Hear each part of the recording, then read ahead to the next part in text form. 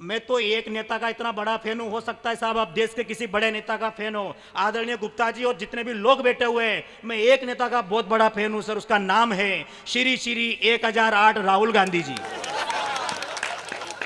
और एक कारण है सर, उस बात का अगर आपको समझ में आ जाए तो पत्रकार कल अखबार में छापे, हमारे राहुल गांधी जी कोटा में आए, जहां मैं रहता हूं, पूरा कोटा देखा और रात को 50,000 जनता को संबोधित किया और पहला ही भाषण दिया राहुल गांधी ने। भाई और बहनों, कोटा में इतनी गरीबी है, इतनी गरीबी है, इतनी गरीबी है कि कोटा के लोग कोयला खा रहे हैं। कोयला? तो 50-60 लोग खड़े हुए, बोले राहुल जी वो कोयला नहीं थे, सिंगाड़े थे। ये कल होगी देश में राजनीति की। तो मोदी जी ने भी कमाल का काम किया, घर घर शौचालय बना दिए, मुझे अच्छा लगा, घर घर शौचालय बन गए, मुझे अच्छा लगा गुप्ता जी। लेकिन उन शौचालय की साइज जो रखवाई, वाह, वो इतनी छोटी थी कि गलती से हरी संगामा घुस जाए तो फिर बाहर नहीं आ सके। है। कि सारी भरी हुई है कोई खाली नहीं है, जर्दा कुटो ये भी कर सकता हूं पूरी रात में। बाकी साहब आपको टेंशन नहीं लेना, आपको केवल हंसना है, मुस्कुराना है साहब, क्योंकि हम जिन कवियों को आप बड़ा कवि मान रहे हो उन कवियों की कंडीशन खराब है। ये हरी संगामा प्रतापगढ़ रहते हैं साहब, राजस्थान में साहब। जब कोरोना काल लगा तो मुझे प्रतापगढ़ ले गए साहब, पूरा का पूरा स्टूडियो, पूरा मार्केट बनता। तब शाहरुख खान की साहब एक पिक्चर है पठान, वो पठान साहब पिक्चर लगी हुई थी। देश के बड़े कवि साहब, मैं इनके विश्वास में आ गया, मुझे टाकीज में लेकर गए। मेरा टोटल ध्यान फिल्म में, इनका ध्यान बिल्कुल फिल्म में नहीं। इनका टोटल ध्यान 2 कुर्सियां छोड़ करके एक 90 साल की डोकरी बैठी हुई थी, टोटल ध्यान 90 साल की डोकरी पे। मैंने कहा दादा हुआ क्या? बोले राजेश, इस बुजुर्ग महिला को पेप्सी पीना नहीं आ रही यार।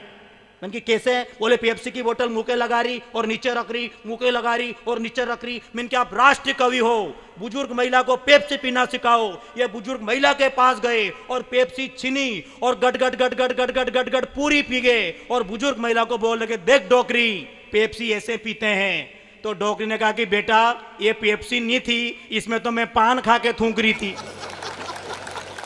ये कंडीशन है साहब। लेकिन मेरे जो युवा छोरे बैठे हुए, जो भारत पाक के हुआ, कौन सा मैच आ रहा था मेरे को भूल ही गया, न्यूजीलैंड। बताया करो, बीच बीच में न्यूजीलैंड से मेरा कोई संबंध इसलिए मुझे पता नहीं था। लेकिन जितने भी छोरे बैठे हुए, कौन है साहब ये लड़के?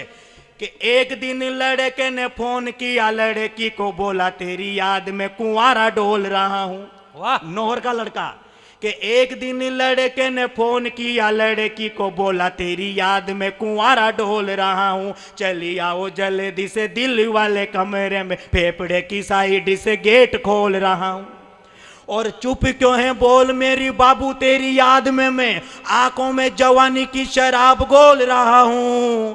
तो उधर से लड़की का बाप बोला चुप हो जा बाबू, नहीं साले बाबू लाल बोल रहा हूं, बाबू नहीं साले। ये हालात है साहब देश के अंदर। बाबाओं की बात करी, बोले वो बाबा जेल में, ये बाबा जेल में। साहब इस देश के अंदर चाहे बाबा जेल में हो, लेकिन एक बाबा जो राम रहीम थे, वो जज साहब के सामने गए तो जज साहब ने कहा कि बाबा आप तो कथा करते थे, प्रवचन करते थे, आखिर आपने ऐसा क्यों किया कि आपको यहाँ आना पड़ा? तो बाबा ने एक पंक्ति सुनाई साहब के मुझे यहाँ क्यों आना पड़ा। जज साहब ने 3 पंक्तियां बोली और बाबा ने केवल एक जवाब में निपटा दिया।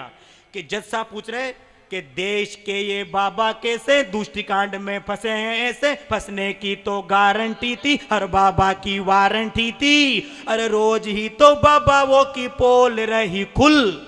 जज साहब बोले बाबा से कैसे हुई भूल, कैसे हुई भूल, बाबा कैसे हुई भूल? तो बाबा बोले है लड़की ब्यूटीफुल कर गई चुल। वाह, ये देश में हालात है, ये हालात है सब। पहले बाबा आसाराम कथा करते थे, प्रवचन करते थे, आजकल जोधपुर की जेल में पड़े पड़े क्या गा रहे सुनना। कि मुझे नींद ना आए, मुझे चैन ना आए, कोई हनीप्रीत पास से ले आए। मुझे नींद ना आए, मुझे चैन ना आए, कोई हनीप्रीत पास से ले आए। ना जाने कहाँ डेरा खो गया, जेल में मैं बेंडा हो गया।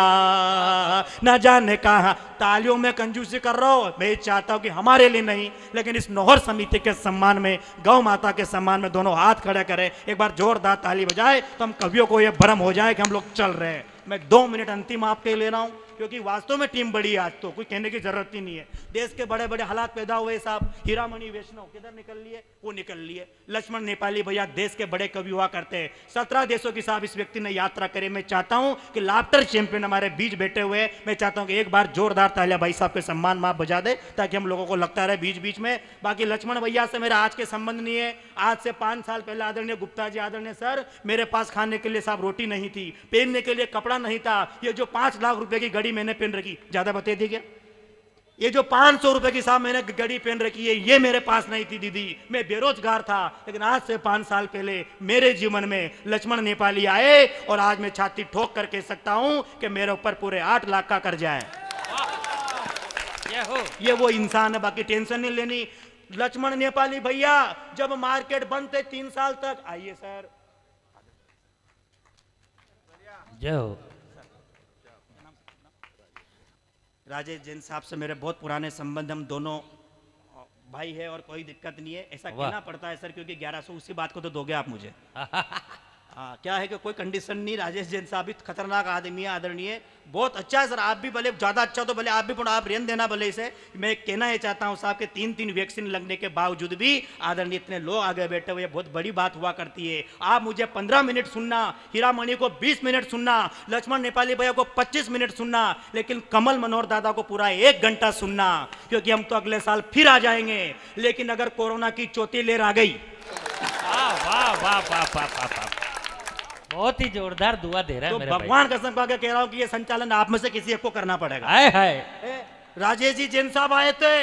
राजेश जी जैन साहब वो व्यक्ति है साहब, नौहर का पूरा भारत बंद था उस स्थिति में साहब, कोरोना काल में मार्केट में जाते हैं दीदी और 2 किलो टमाटर की सब्जी लेकर राजेश जी जैन साहब आते हैं। लेकिन मेरी भाभी मालवा प्रदेश की है, उनको टमाटर की सब्जी बिल्कुल पसंद नहीं है। भाभी जी को सब्जी पसंद है मूला की, जानते हो मूला, मूली का पुरलिंग जिसका सलाद बनता है। यह टमाटर की सब्जी लेकर दीदी घर आ गए। राजेश जी जैन साहब का भाभी जी ने सम्मान किया, क्योंकि कोरोना काल में बाहर जाओ तो पुलिस मारे, घर रहो तो लुगाई मारे। तो राजेश जी जैन साहब ने मुझे फोन लगाया, बोले राजेश 2 किलो टमाटर की सब्जी लेके घर आया, तेरी भाभी को मूला की सब्जी पसंद। मैंने की भाई साहब हुआ क्या? अब 4 पंक्तियां राजेश जी जैन साहब सुना रहे कि मेरे साथ क्या हुआ। कि लाया टमाटर में एक दिन महंगा, तो पत्नी बोली ये क्या लाएं, यूं ही गरीबी है, सब्जी ये महंगी है, कैसे खाएं। अरे बोली मुंह फूला के बेलन लेके, और कहा कहा कहा कहा मूलाला मूलाला मूलाला मूलाला मूलाला मूलाला मूलाला मूलाला। ताली नहीं बजाओगे पूरी रात मूला ही लाऊंगा, सब्जी नहीं बनेगी। भाई ये वाली बात है। तो मूलाला मूलाला ये हालात हो रहे देश के अंदर। बात क्या करो आप, मध्य प्रदेश की बात करो, राधा का प्यार, कृष्ण का प्यार, ऐसा कोई प्यार नहीं। अपन राजस्थान नौहर के लोग हैं सर, अपने गांव में, छोटे छोटे गांव में प्यार कैसा हो गया आजकल। नौहर का प्यार बता रहा हूं आपको, नौहर में प्यार कैसे हो गया। ये वैलेंटाइन डे का प्यार है यहाँ आजकल। नौहर का प्यार कैसा है दीदी बताना चाहता हूं। आपने एक फिल्म देखी होगी करण अर्जुन, सबने देखी अमरीश पुरी की। करण अर्जुन पिक्चर में गाना आता है सर, वो गाना गा के बताता हूं कि नौहर का प्यार कैसा है, सुनना। कि ममती कब दूर पवन से, वाह। प्यार में आजकल क्या हो रहा देखना। कि ममती, थोड़ी आती राजस्थानी समझ में आपको आती है दीदी, आती है, आएगी इसी। आप कौन से इंग्लैंड में बैठे हुए हो, आनी चाहिए, मातृभाषा है। सरदार जी आप 20 मिनट से पता नहीं किसको ढूंढ रहे हो, किसको कौन खो गया। सरदार जी को बड़ी संकट हो रही है, जो टोपी लगा रखी भाई साहब ने, इनको लाकर दे दो जो खो गया आदमी, बाकी कोई दिक्कत नहीं है। कि ममती कब दूर, नहीं कोई दिक्कत नहीं, आगे आ गया। मैं जानता हूं सर, रात की 10 बजे 2 ही लोगों के पास फोन आते हैं, या तो उधार वालों के पास या जुगाड़ वालों के पास। वाह। और ये भी मेरी नहीं थी, जैसे दादा ने कहा था कि मेरी नहीं थी, ऐसे ये बता दूं मैं आप लोगों को। तो गांव का प्यार जैन साहब, कि ममती कब दूर पवन से, पवन्यों कब दूर सुगन से, वाह। सुगनी कब दूर छगन से, छगन्यों कब दूर सोहन से। ये बंधन तो प्यार का बंधन है, कलयुग में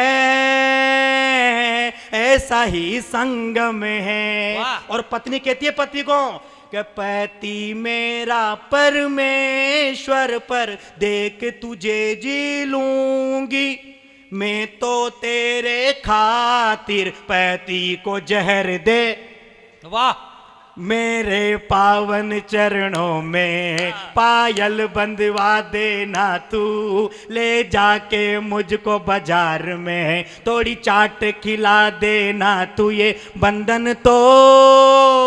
सत्यनारायण भगवान का 7वां अध्याय समाप्त हुआ। दोनों हाथ खड़े करके जोरदार ताली बजाइए। बहुत अच्छे।